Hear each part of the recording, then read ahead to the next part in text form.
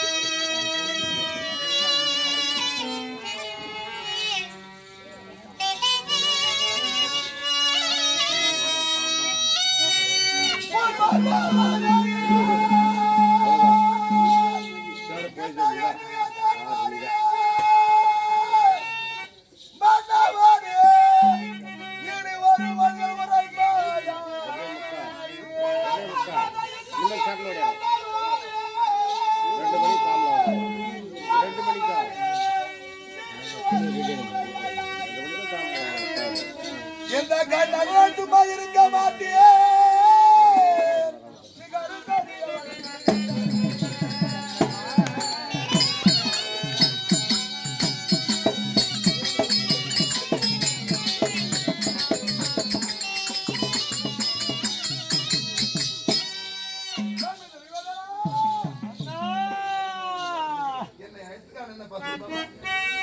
ஐயவாரும் கண்ணமாக ராஜனே ஐயா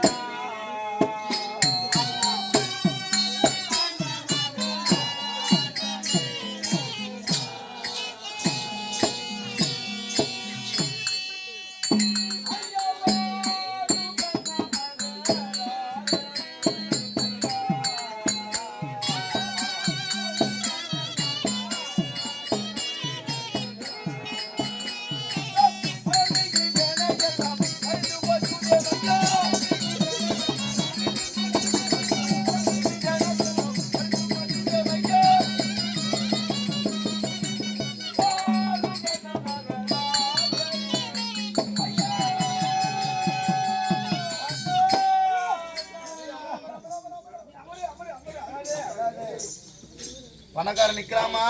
கூடாது. அவனுக்கு நீ பாக்கலாமா? கூடாது. வாங்குறிய சம்பளம் கொஞ்சமாவது மாசம் 300 ரூபா கொடுங்க, அதே 10 ரூபா கொடுத்தீங்க. அது ஒரு சம்பளமா? எவனா கொடுப்பான்? மாசம் 300 ரூபாய் கொடுக்கும். மாசம் 300 ரூபாய் ஒரு நாளைக்கு 10 ரூபா பிடிச்சிருக்கீங்க. என்ன மீதி என்னடா? என்ன காப்பணும்? நான் தவறு எடுத்துக்கிறேன். திடீர்னு செத்துன்னு வச்சுக்க, நான் ஜாவத்தியாரினி.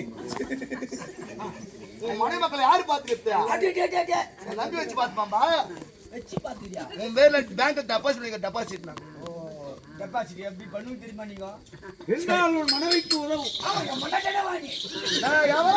அந்த தம்பி சொல்லி கேட்டியா வாரும் கர்ணமகாராஜனே ஐயா ஐயா! வளமிகு சேனையெல்லாம் மறந்து போச்சுதே மெய்யா. என் தம்பி வளம் பொருந்தி சென்று தெரிவிக்கின்றானே யாரு தெரியுமா? அது யாருக்கு? அது யாரு பாவங்களா? நம்ம சார்பம் பேசுறோம்.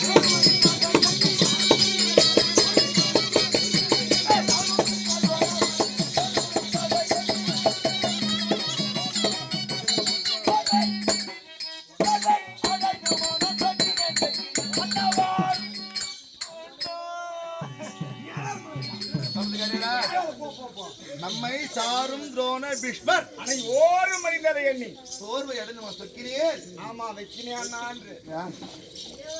அன்று பிறந்த குழந்தை எப்படி அன்று பிறந்த குழந்தை அன்று பிறந்த குழந்தை ஆமா அன்றே இருந்துட்டா இருந்துட்டா நம்மளே எவ்வளவு கஷ்டப்படுறோம் ஆமாங்க இல்லையா? அப்படி இருக்கும்போது பிறந்த முதற்கொண்டு எடுத்து வளர்த்திருப்பார் தாத்த பீஷ்மாச்சாரியா விருக்கு துணாச்சாரியார் கைமாரி சுத்திரான்னு சொன்னா என் தம்பி கஷ்டம் இருக்குமே இருக்காதாப்பா? கண்டிப்பா இருங்க இருக்குமே இருக்காத கஷ்டம்